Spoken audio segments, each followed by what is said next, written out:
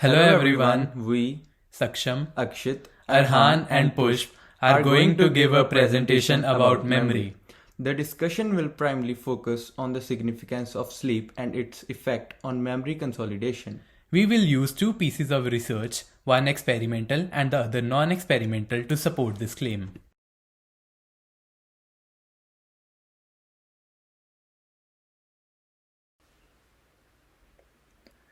Let's begin this presentation by discussing memory, which is the main theme of our conversation.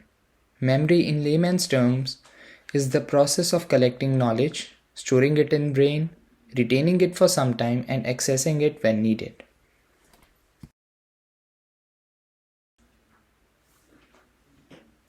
Memory is regarded as an important area of study in the field of psychology. It has been the subject of numerous studies in the past, covering a wide range of issues from us to choose from. However, here we are just interested in the consolidation element of memory and how sleep affects that aspect. Memory, according to Walters, is the ability to store and retrieve information over some time.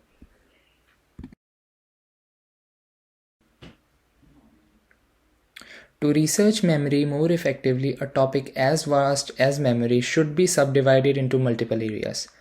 Semantic memory, episodic memory, perceptual memory, and procedural memory are the four classifications of memory. According to our book, semantic memory is a type of long-term memory that incorporates the capacity to recall words, concepts, or numbers that are required for language usage and understanding. Episodic memory is the conscious recall of a personal event that includes details about what happened, as well as where and when it occurred. Perceptual memory is the capacity to understand incoming inputs by recognizing individuals, classifying them, and noting relationships between such persons and categories. Procedural memory is the memory to remember how to accomplish certain activities and abilities. It is, in essence, the memory how to perform a specific task. The two studies included in our presentation will focus on two different forms of memory in particular. Semantic memory, which is the memory that can be recalled, concepts such as apple is a fruit or sun is a star. Procedural memory is the knowledge of how to perform tasks, for example, riding a bicycle, playing basketball, etc. Now let's talk about the consolidation part of memory. Consolidation of memory can be explained as the category of processes that stabilize a memory trace after its initial acquisition. In other words, consolidation is the process of turning recently learned experiences into long-term memory. For example, if a person wants to remember his exam, which he has to present on the following day, and if he wants to score good grades and present that well, the person has to learn his following exam and revise it properly in order to store it in the long-term memory. The simplified model of memory processes. Sensory information is generated in sensory memory. If the brain gives attention to it, then it is transformed into short-term memory, and doing rehearsal makes the information to move in the long-term memory. If sensory information is not given attention by the brain, then the further information is lost and does not enter the short-term memory. If a person does not recall information in the short-term memory, then it will not be transformed to long-term memory, and that information will be lost after some time. Let's focus on long-term memory. When some information is stored in our long-term memory and we try to recall it after some time, some of the information is hard to recall, while the other is quite easy to recall. This information that is easy to recall is encoded very well. The reason for encoding is that new neural connections were getting formed and the older ones were getting strengthened, which made the neural pathway for that specific memory very easy. Now I'll let Saksham take over from this point. Sleep helps learning and memory both. Now let's talk about an experimental research on this. In this experimental research, there were total 52 participants and they were divided into two groups. These two groups were made to learn the same things but had 4 tests in total to see which group recalls the most. But there was a condition that one group will get proper sleep, which will be measured by polysomnography, and the other group will be awake for the full day. By this process, they will see which group will be able to memorize the things better, which they were made to learn, the one which gets proper sleep or the one which was awake. In total, the researchers hypothesized 3 statements.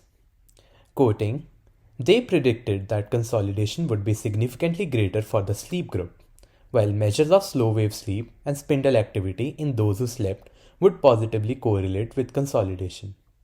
They also predicted that sleep would benefit relearning, with the sleep group demonstrating greater improvement in performance after the second learning session. Finally, they also predicted that the combined sleep-dependent enhancement to consolidation and relearning would remain after 1 week. Now let's talk about the methodology that they used to perform the research. Of each group were made to learn the material, and then they were made to learn the material a second time. There was a waiting period between the 2 learning sessions. The main difference between the groups was this waiting period. The first group was provided with the normal, nocturnal or night sleep, while the other group had a normal wakeful daytime during the waiting period. 4 tests were conducted for each group. Test T1 just after the learning period, T2 after the waiting period, T3 after the relearning, and T4 after week. The difference between the scores of T1 and T2 measured the level of short-term consolidation. The difference between T2 and T3 measured the effect of relearning.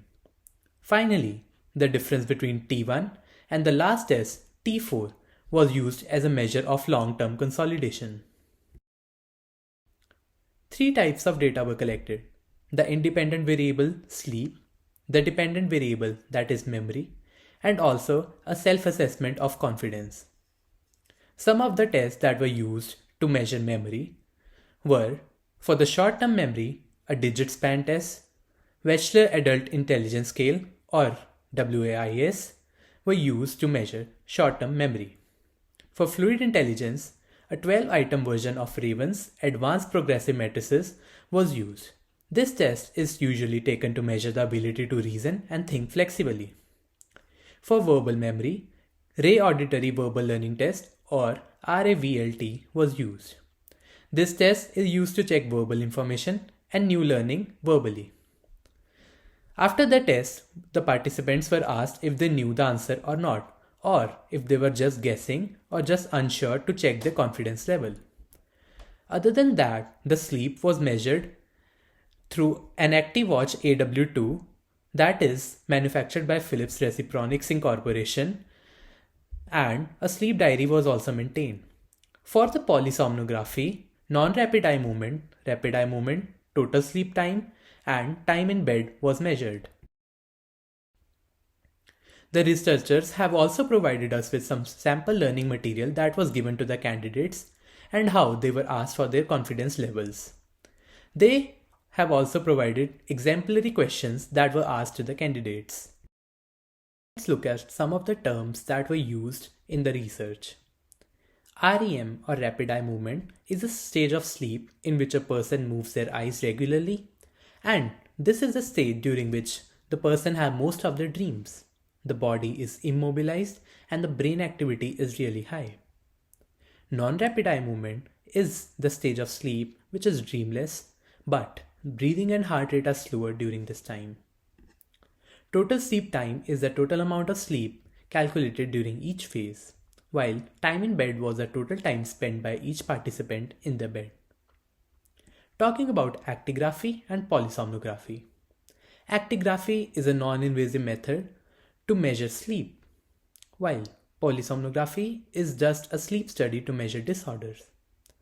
Polysomnography records a wide range of variables such as brain waves, the oxygen level in body, and heart rate to check the disorders. Fluid intelligence. Fluid intelligence involves new learning, reasoning skills, and problem solving. Verbal memory is the capacity to remember something and learn verbally, while short-term memory is a short amount of information readily available to use in the brain. The research suggests that sleep can help retain factual knowledge over a short amount of time and help in consolidation of memory overall. The effect of sleep on the efficiency to learn the same materials was not very prominent.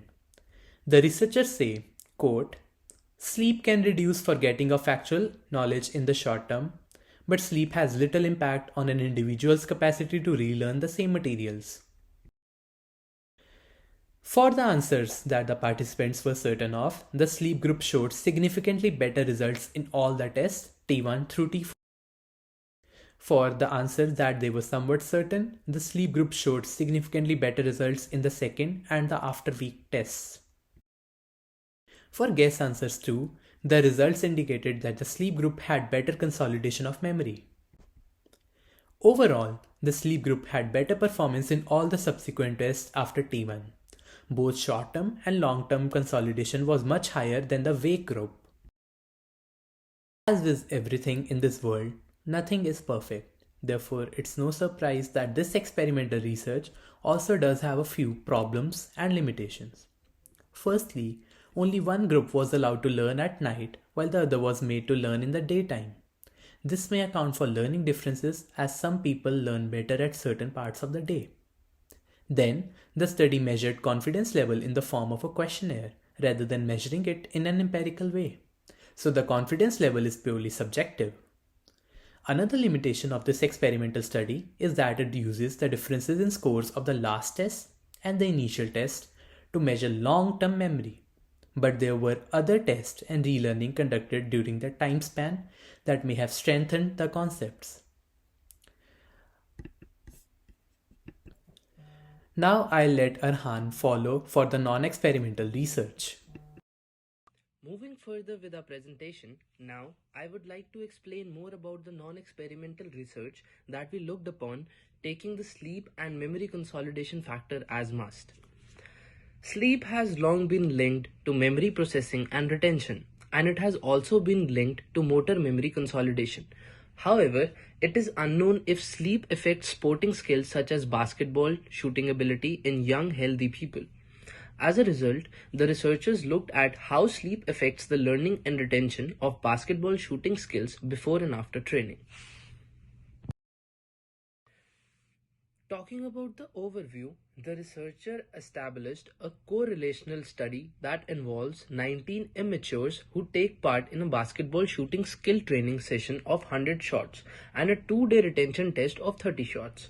Performance scores that evaluates each subject's shooting skill are used to generate the learning and retention indices. The research is performed on the base of two factors, sleep and the shooting accuracy in the game of basketball. The researchers hypothesized that subjects who slept longer before and after training would have better motor memory consolidation. Talking about the methodology that the researchers used, they involved 19 participants who were amateurs as far as the game of basketball is concerned. The subjects were provided with training for the shooting skills in basketball under the same circumstances for all.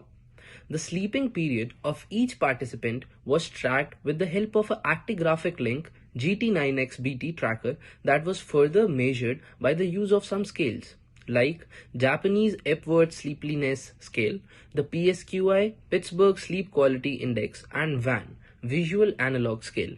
The more explanation about this term will be there in the terminology slide ahead. The JES and PSYC were administered and the actigraphic link was explained and set up before the experiment. Then a sleep assessment was conducted for 2 days before the shooting skill training for the free throw task. After the sleepiness assessment on the day of the shooting skill training, 20 sets of shooting skill training were conducted, a total of 100 shots were shot. Each set consisting of 5 shots after 1 shot was taken to confirm the shooting motion that we can call T1 and T20. There was a 1-minute break between each set. Afterwards, the participants were assessed for 2 days of sleep as before the shooting skill training. Then the same procedure was used to test the retention of shooting skills in 6 sets, a total of 30 shots. Both sessions were conducted in the afternoon between 1 pm to 6 pm. The relearning trial was set to 30 shots to account for the effect of fatigue after a total of 100 shots delivered by an amateur. Experimental procedures. Subject completed a sleep questionnaire and then had their sleep assessed by the actigraphic link for 2 days. Then on the day of shooting skill training, the subjects were evaluated for sleepiness and the practice 20 sets of shooting, a total of 100 shot. After the training, the sleep of each subject was evaluated again for 2 days. 2 days after the training, the subjects were also evaluated for sleepiness and performed 6 sets of retention tests, a total of 30 shots. Coming to the terminology, in the research, the data was calibrated into 2 forms of sleep and shooting accuracy of the participants. Firstly, sleep was tracked with the help of a tracker, actigraphic link GT9X-BT. The data collected from the tracker was further measured with the help of some scales and indices. JESS, PSYC and VAS are one of them. Next, the participants were awarded points based on the accuracy of their shots. For example, 5 points if the ball entered the basket without hitting the ring, 4 points if it hit the ring and entered, 3 points if it hit the board and entered, 2 points if it hit the ring and missed, 1 point if it hit the board and missed, 0 points if it hit nowhere and missed.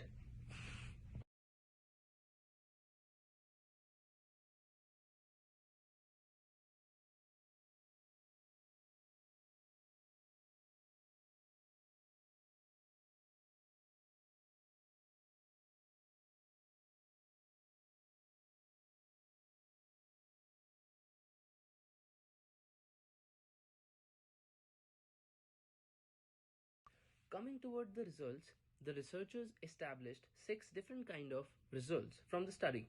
The first one that we are talking about is sleep questionnaire and sleep assessment. The mean score of each scale is mentioned.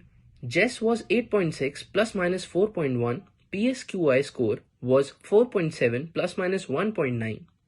VAS value were 14.2 plus minus 14.2 mm and 16.1 plus minus 21.7 mm. Tables show each sleep parameter measured before and after training.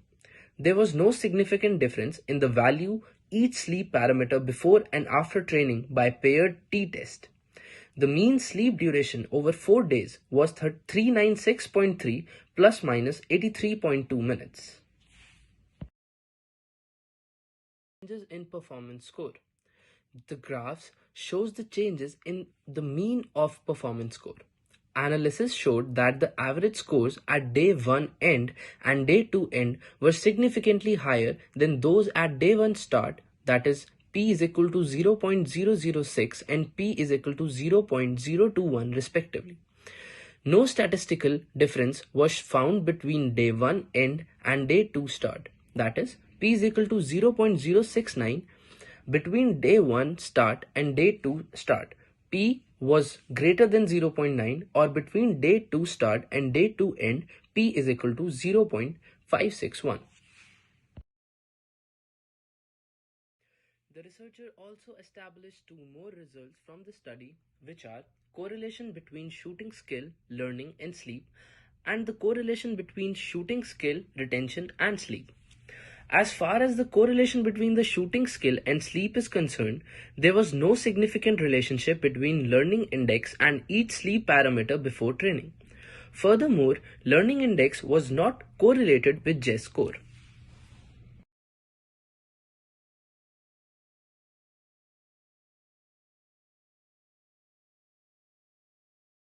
Let's have a brief comparison of the 2 pieces of research presented, discussing the utility of the 2 pieces of research in real life. The experimental research measured the effect of sleep on explicit semantic memory. The positive cause and effect relationship derived from the experimental research is useful to test and examine sleep in real life scenarios. These may include learning from schools or even learning information by employees incorporates. On the other hand, the non-experimental research measured the effect of sleep on implicit procedural memory. The positive correlation presented by the non-experimental research between the two variables tells us that sleep can help to retain the memory of motor tasks. These can be employed in situations such as training athletes, musicians, and other professionals. In the end, both types of research shows that the sleep has a significant effect on the retention of memory, whether it is explicit or implicit. The relevance of using the methods used in the research is presented now. Experimental research helps in finding a cause and effect relationship for two variables. It is useful when one of the variables could be manipulated and the effect of other variables could be silenced. The correlational study is useful to find a relationship between two variables. This method is better to use when the variables are hard to change and the control over the research situation is limited. That we referred to in the presentation. Links to get more information about the research. Thank you for watching the presentation. You are encouraged to ask questions. Your feedback is highly valued.